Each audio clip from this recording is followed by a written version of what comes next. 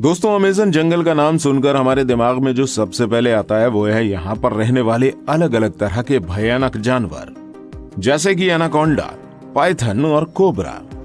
लोगों का तो यहाँ तक मानना है कि इस अमेज़न जंगल में आज भी डायनासोर रहते हैं। और ऐसा कहा जाना एक तरह से बिल्कुल सही भी है, क्योंकि अमेज़न जंगल इतना घना है कि अभी तक इसका सिर्फ 25% भाग ही देखा जा सका है, और बाकी के 75% हिस्से में क्या कुछ ये जंगल हम मनुष्यों से छुपाए बैठा है, अभी तक साइंटिस्ट भी जान नहीं पाए हैं। इस जंगल की विशालता का अंदाजा आप इस बात से लगा सकते हैं कि हर तीसरे दिन इस जंगल में एक नई खोज निकलकर सामने आती है। तो आज हम आपको इस वीडियो में अमेज़न जंगल के बारे में कुछ खास चीजें तो बताएंगे, साथ ही हम आपको ये भी बताएंगे कि इस जंगल का निर्माण कैसे हुआ था। तो वीडियो के अंत तक जरूर बने रहिएगा और वीडियो को एक लाइक जरूर कर दीजिएगा। दोस्तों, इस बात में कोई भी शक नहीं है कि दुनिया में सबसे ज्यादा सुंदर और विचित्र प्रकार के जीव जंतु अमेज़न के जंगलों में ही पाए जाते हैं। इस जंगल के अंदर आकर ऐसा महसूस होता है जैसे हम किसी अलग ही दुनिया में आ गए हों। इस समय धरती का सबसे ज्यादा घना जंगल अमेज़न ही है।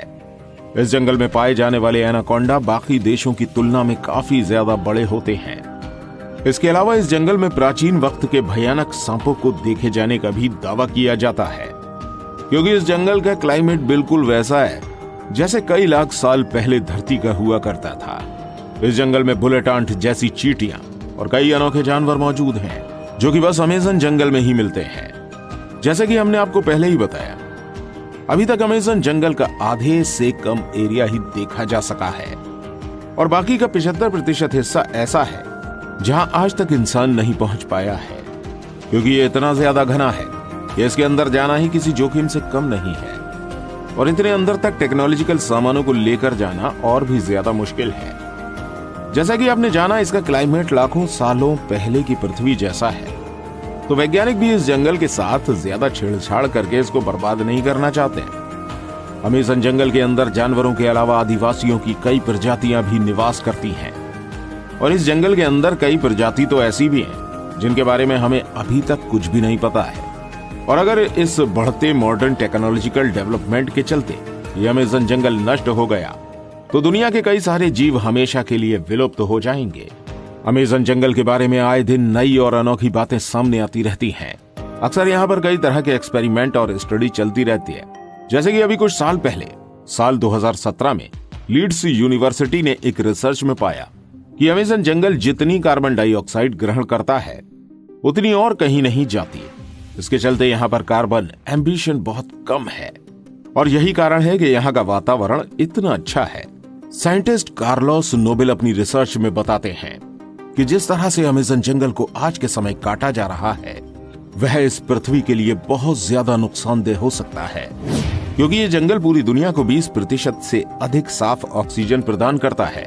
अमेज़न जंगल का क्षेत्रफल इतना बड़ा है कि ये 9 देशों की सीमाओं को छूता है, जिसमें से 60% ब्राजील, 13% पेरू, 10% कोलंबिया और बाकी का हिस्सा गुयाना, एक्वाडोर, वेनेजुएला, बोलीविया, सूरीनामा और फ्रेंच गुयाना तक फैला है।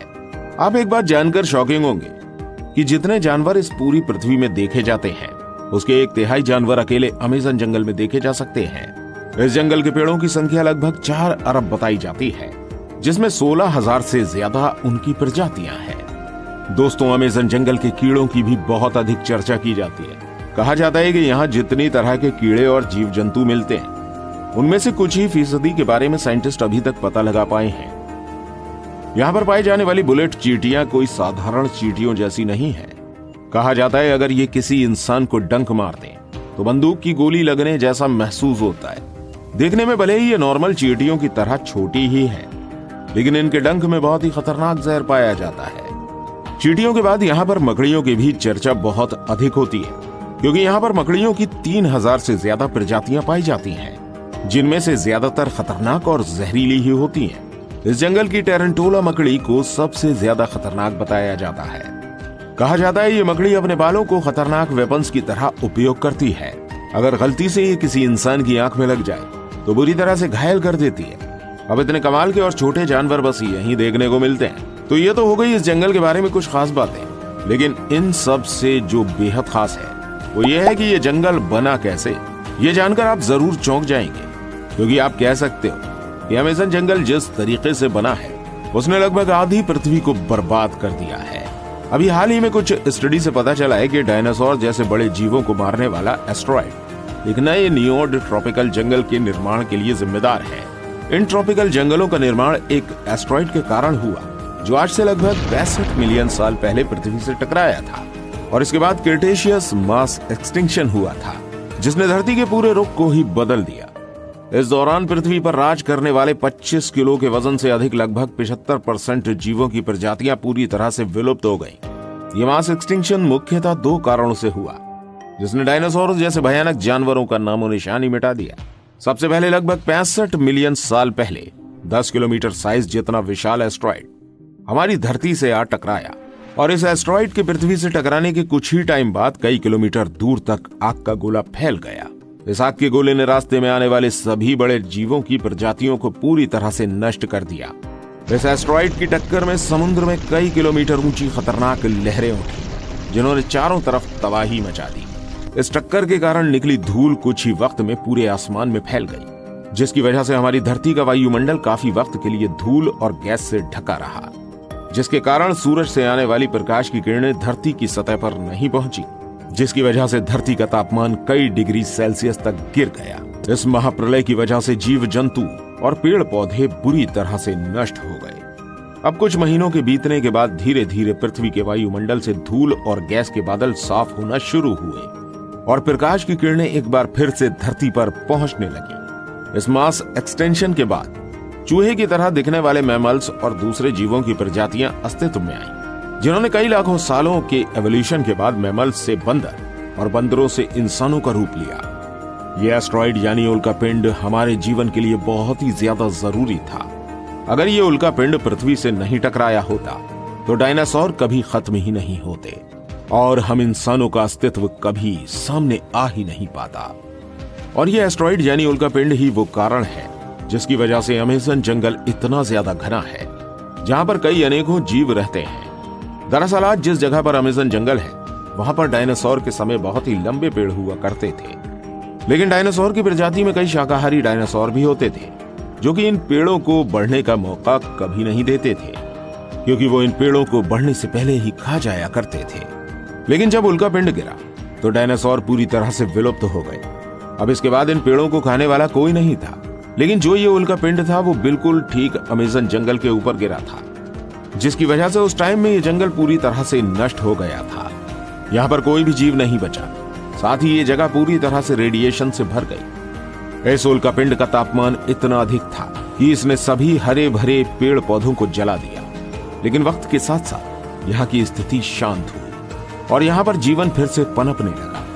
पेड़ पौधे उगना फिर से शुरू हुए, लेकिन अब की बार पेड़ पौधों को खाने वाला कोई जीव मौजूद नहीं था, जिसकी वजह से पेड़ पौधे बड़ी तेजी से बढ़ गए। यहाँ पर कह सकते हैं कि जिस रेडिएशन ने इस जंगल की जगह को बर्बाद कर दिया था, उसी ने इन पेड़ पौधों को उगने में और ज्यादा मदद की, क्योंकि इस उल्कापिंड के गिरने की वजह से यहाँ की जमीन बहुत ही ज्यादा नर्म और फर्टिलाइज हो गई थी।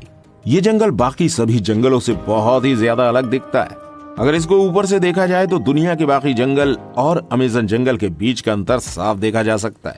अमेज़न रेन फॉरेस्ट के अंदर बहुत सी ऐसी अजीब तरह की वनस्पतियां और पेड़ मौजूद हैं, जो पूरी दुनिया में और कहीं देखने को नहीं मिलते हैं। इसके अलावा अमेज़न जंगल की बहुत ही ज्यादा गहराई में क्या है, यह अभी तक कोई नहीं जानता है, क्योंकि किसी ने इसको पूरी तरह से देखा ही नहीं है। हो सकता है उल्कापिंड से गिरने की वजह से इस जंगल के अंदर एक अलग ही दुनिया बन गई हो। यहाँ पर पेड़ पौधे बाकी किसी भी जंगल से बहुत ही ज्यादा घने हैं, और ये भी कहीं ना कहीं उस उल्कापिंड से ही जुड़े हैं। आपको एक बात शायद पता होगी कि जब भी कोई वोल्केनो फूटता है तो उसके आसपास की सारी जगह लावा की वजह से बर्बाद हो जाती है, लेकिन यही लावा कुछ सालों बाद नए जीवन की शुरुआत करता है। ये प्रकृति का नियम है, इसलिए तो कहते हैं किसी चीज का अंत किसी के लिए आरंभ होता है। क्रिटेशियस मास एक्सटिंक्शन से पहले भी 4 एक्सटिंक्शन हुए थे। ये एक्सटिंक्शन थे Ordovician mass extinction, Devonian mass extinction, Permian mass extinction और ट्रायसिक जोरासिक मास एक्सटिंक्शन। और इसके बाद हुआ था क्रिटेशियस मास एक्सटिंक्शन। और इन्हीं सब एक्सटिंक्शन की वजह से धरती के एक जीवन को नष्ट होना पड़ा, जिससे नए जीवन को अस्तित्व में आना पड़ा। वैसे ही एक वक्त आएगा जब इस धरती से हम मानवों का नामो निशान मिट जाएगा। इसके बाद दूसरा जीवन आएगा और वो होगा छठा मास एक्सटिंक्शन। और देखा जाए तो हम इंसान इतनी तेजी से एक्सटिंक्शन की तरफ बढ़ रहे हैं क्योंकि जिस तरह से हम पृथ्वी को प्रदूषित कर रहे हैं और धरती से जंगलों को साफ कर रहे हैं, उस हिसाब से ये एक्सटिंक्शन कभी भी हो सकता है। बस इस वीडियो के लिए इतना ही था। अगर आप अमेज़न जंगल के रहस्यों को थोड़ा और डिटेल में जानना चाहते हैं तो स्क्रीन पर शो हो रही इस वीडियो को देख सकते हैं, जिसमें हमने अमेज़न जंगल के कुछ खास रहस्य और शेयर किए हैं।